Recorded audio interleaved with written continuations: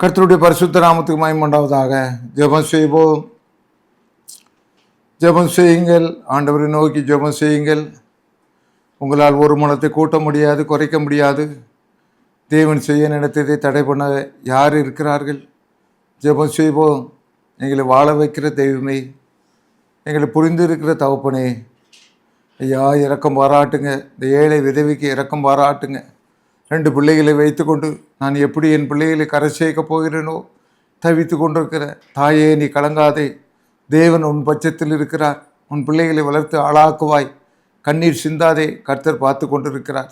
ஆண்டவரே, உமக்கு மகிமை உண்டாகட்டும். கர்த்தாவே, தூத்துக்குடி மாவட்டத்தில் உள்ள ஒரு அருமை சகோதரனுக்காக ஜெபிக்கிறேன். காபிரியல் என்று அழைக்கப்படுகிற நீ மனம் திரும்பு, இல்லாவிட்டால் தேவன் உன்னை தண்டித்து போடுகிற நாட்கள் வெகு தூரத்தில் இல்லை. எச்சரிக்கை உனக்கு. காவிரியில் உனக்கு எச்சரிக்கை. ஆண்டவரே, உமக்கு மகிமை உண்டாவதாக. இந்த வேளையிலும் கர்த்தர் இரக்கம் பாராட்டுவீராக. தேவனுடைய இரக்கம் எங்கள் தேசத்து மேல் விழுவதாக, எங்கள் தமிழ்நாட்டு மேல் விழுவதாக. ராஜாக்களை தள்ளி ராஜாக்களை ஏற்படுத்துகிற தகப்பனே, இந்த மாலை வேளையிலும் கதறுகிற ஒவ்வொருவருக்கும் விடுதலையை கட்டளிடுங்க, நன்மைகளை கட்டளிடுங்க, பாவங்களை மன்னிங்க, இறங்குங்க தகப்பனே. அநேக குடும்பங்களை கட்டுவீங்க, அநேக குடும்பங்களை வாழ வைங்க. இரக்கம் பாராட்டுங்க. ஏழ்மையிலிருந்து தூக்கி எடுங்க, கைவிடாது இருப்பீராக. இயேசுவின் வழியாக வேண்டுகிறேன் நல்ல பிதாவே. ஆமீன், ஆமீன். கர்த்தருக்குள் பிரியமானவர்களே, கர்த்தர் உன்னை கைவிட மாட்டார். சோர்ந்து போகாதே. எவரையும் பலப்படுத்தவும் எவரையும் விலை செய்யவும் தேவனால் முடியும். இந்த நாளிலும் மாடி வீட்டு ஏழை என்பதாக தேவனுடைய வார்த்தை வருகிறது. நெகேமியா 5ஆம் அதிகாரம் 14ஆம் வசனத்திலிருந்து 19ஆம் வசனம் வரை. நான் யூதா தேசத்தில் அதிபதியாக இருக்கபடி ராஜாவாகி அர்த்ததேசா எனக்கு கற்பித்த நாளாகி அவருடைய 20ஆம் வருஷம் தொடங்கி அவருடைய 32ஆம் வருஷம் வரைக்கும் 12 வருஷ காலமாய் நானும் என் சகோதரரும் அதிபதிகள் வாங்குகிறபடி வாங்கி சாப்பிடவில்லை. எனக்கு முன்னிருந்த அதிபதிகள் ஜனங்களுக்கு பரமாயிருந்து அவர்கள் கையிலே அப்பமும் திராட்சமும் வாங்கினதும் அல்லாமல் 40 சேக்கல் வெள்ளியை வாங்கி வந்தார்கள். அவர்கள் வேலைக்காரர் முதலாய் ஜனங்கள் மேல் அதிகாரம் செலுத்தினார்கள். தேவனுக்கு பயந்தினால் இப்படி செய்யவில்லை. ஒரு வயலையாவது நாங்கள் கொள்ளவில்லை. அந்த அலங்கத்தின் வேலையில் முயன்று நின்றேன். என் வேலைக்காரர் ஒரு கூட்டமாக அந்த வேலைக்கு கூடி வந்தார்கள். யூதரும் மூப்பருமான 150 பேர் எங்களை சுற்றி மிக பிரஜாதிடமிருந்து எங்களிடத்து வந்தவர்களும் என் பந்தியில் சாப்பிட்டார்கள். நாளொன்றுக்கு ஒரு காலையும் முதல் தரமான 6 ஆடவும் சமைக்கப்பட்டது, பட்சிகளும் சமைக்கப்பட்டது. 10 நாளைக்கு ஒரு தரம் 4வது திராட்சை ரசம் செலவழிந்தது. இப்படியெல்லாம் இருந்த போதிலும் இந்த ஜனங்கள் பட்டப்பாடு கடினமாயிருந்தபடியால் அதிபதியில் வாங்குகிறபடியே நான் வாங்கவில்லை. என் தேவனே, நான் இந்த ஜனத்துக்காக செய்த எல்லாவற்றும்படி எனக்கு நன்மை உண்டாக என்ன நினைத்தருளும். மாடி வீட்டு ஏழை. அருமையானவர்களே, இந்த வேளையிலும் கர்த்தருக்குள் பிரியமானவர்களே, ஜனங்களுக்கு நன்மை செய்வேன் என்றுதான் ஒவ்வொரு அரசாங்கமும் அமர்கின்றது. இந்த நாளிலும் வந்திருக்க அரசாங்கம் கூட ஜனங்களுக்கு நன்மை செய்வேன் என்று சொல்லுகிறது. அந்த காலத்திலே நெகேமியா என்கிறவர் யூத ஜனங்களுக்கு அதிகாரியாக அவர் தெரிந்து கொள்ளப்பட்டிருந்தார். அவர் சொல்லுகிறார், ஜனங்களுக்காக இந்த ஜனங்கள் பட்டப்பாடு கடினமாக இருந்தபடியால் அதிபதிகள் வாங்குறபடியே நான் வாங்கவில்லை. மாடி வீட்டு ஏழை. அவர் எவ்வளவு வசதி படைத்தவராக இருந்தாலும், எவ்வளவு மாடி வீட்டில் எவ்வளவு அவர் செல்வாக்கு மிக்கவராக இருந்தாலும், ஜனங்களிடத்தில் எல்லா வித படிகளையும், ஜனங்களிடத்தில் எல்லா விதமான பொருட்களையும், நகைகளையும், ரூபாய்களையும் மானியமாக பெறக்கூடிய அதிகாரம் அவரிடத்தில் இருந்தாலும் கூட இந்த ஜனங்கள் படுகிற கஷ்டம் அதிகமாக இருந்தபடியினாலே அவன் சாப்பாட்டுக்கே லாட்டரி அடிச்சுக்கிட்டு இருக்கானே. நான் ஏசி காரில் ஓசி காரில் போயிட்டு இருக்கேனே, ஐயா இந்த கார் வேண்டாம் ஐயா, நான் ஜனங்களுக்கு ஒரு மேன்மை உண்டாகிற வரைக்கும் நான் இந்த பைக்கில் தான் போவேன், இந்த சாதாரணமான காரில் தான் போவேன் என்று நெகேமியா அன்றைக்கு முடிவெடுத்தார். ஐயா அவர் தான் ஐயா நெகேமியா அன்னைக்கு என்ன முடிவெடுத்தார் ஐயா? இன்றைக்கு ஆட்சியாளர்கள் சொல்லி வருகின்றார்களே, அதையெல்லாம் அவர் செயல்படுத்தினார். அப்படி இருந்தாலும் கூட எனக்கு அந்த உரிமை இருக்கிறது. ஜனங்கள் ஒவ்வொரு இடத்திலும் 100 ரூபாய் வாங்க எனக்கு உரிமை இருக்கிறது. ஜனங்கள் ஒவ்வொரு இடத்திலும் ஒவ்வொரு கிராம் தங்க நகை வாங்க எனக்கு உரிமை இருக்கிறது. வேண்டாம், என் கண் முன்னாடி பார்க்கிறேன், இந்த இவர்கள் எல்லாம் ஒரு நாளைக்குள்ளாக கஷ்டப்பட்டு இவ்வளவு சம்பாத்தியம் பண்ணி கொண்டு வருகிறார்களே, இவர்கள் என் மேலே எவ்வளவு வாழ்க என்று கோஷப்படுகிறார்களே, இந்த ஜனங்களுக்காக நான் துரோகம் பண்ணுகிறது. வேண்டாம்.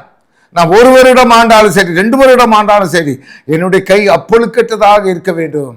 ஆண்டவரே சொல்லுகிறார், நெகேமியா என்ன சொல்லுகிறார், என் தேவனே, நான் இந்த ஜனத்துக்காக செய்த எல்லாவற்றின்படி எனக்கு நன்மை உண்டாக என்ன நினைத்தருளும்.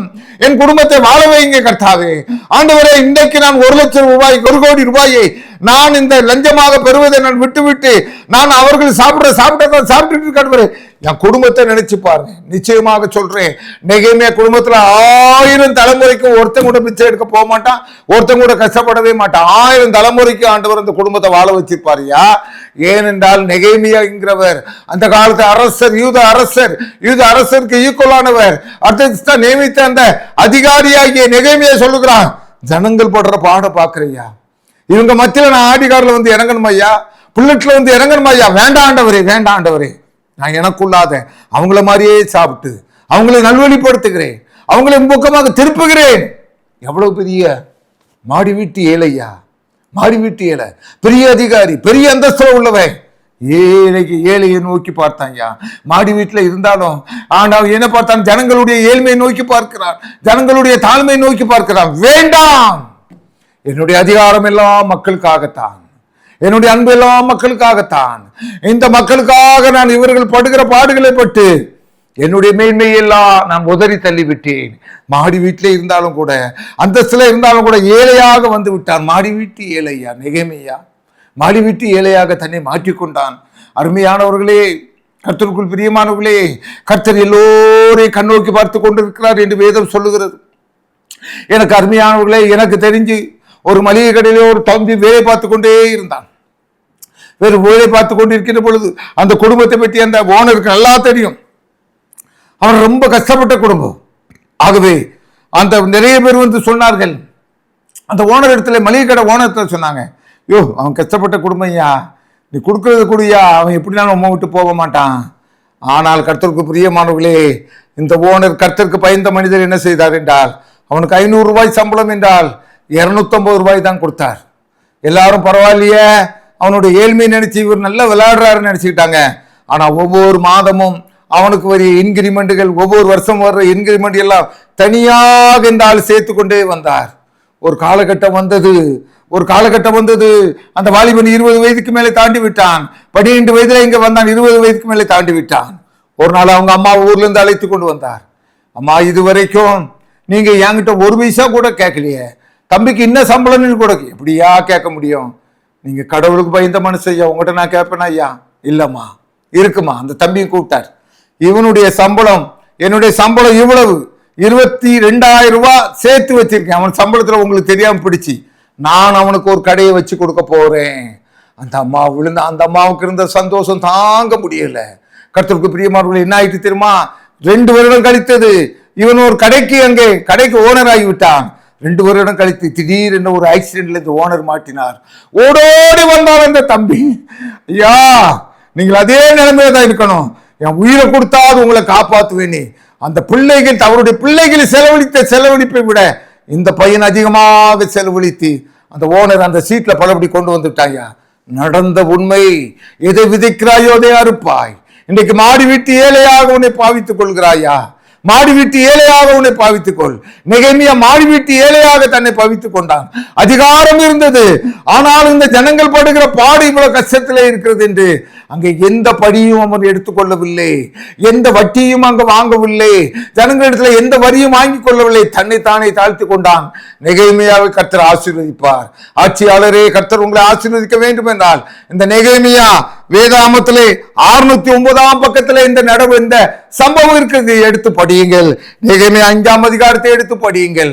மக்களை துன்புறுத்தாதிருங்கள், மக்களை நேசியுங்கள், மக்களுக்கு நன்மை செய்யுங்கள், கடவுளுக்கும் மனிதர்களுக்கும் பயந்து நடங்கள், உங்களை ஆளாக்கின தேவனை மறந்து விடாதிருங்கள்.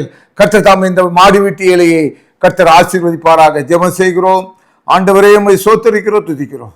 அன்றைக்கு நெகேமியா ஆட்சியாளருக்கு ஒரு முன்மாதிரியாக திகழ்ந்தார் கர்த்தாவே. இந்த ஜனங்கள் படுகிற பாடு கஷ்டமா இருக்கிறபடினாலே நான் படியை வாங்க மாட்டேன் என்று தன்னை தாழ்த்தி கொண்டார். அதிகாரத்தை அடிமையாக்கி கொண்டார் கர்த்தாவே. மாடி வீட்டு ஏழையாக காட்சி அளித்தார் கர்த்தாவே. இந்த ஆண்டவரை காட்சிகள் ஆண்டவரை ஆட்சியாளர்களுக்கு பாடமாக இருக்கட்டும் ஆண்டவரை. மக்களை நேசிக்கட்டும் கர்த்தாவே. மக்களை துன்புறுத்தி ஆண்டவரே கர்த்தாவே சொகுசு வாழ்க்கை வாழாதபடி மக்களுக்காகவே தேர்ந்தெடுக்கப்பட்ட அரசு, மக்களுக்காகவே வாழ உதவி செய்யுங்க. நல்ல எண்ணத்தை கொடுங்க. எல்லாரையும் ஆசீர்வதிங்க. இயேசு மூலம் வேண்டுகிறேன் நல்ல பிதாவே. ஆமென், ஆமென்.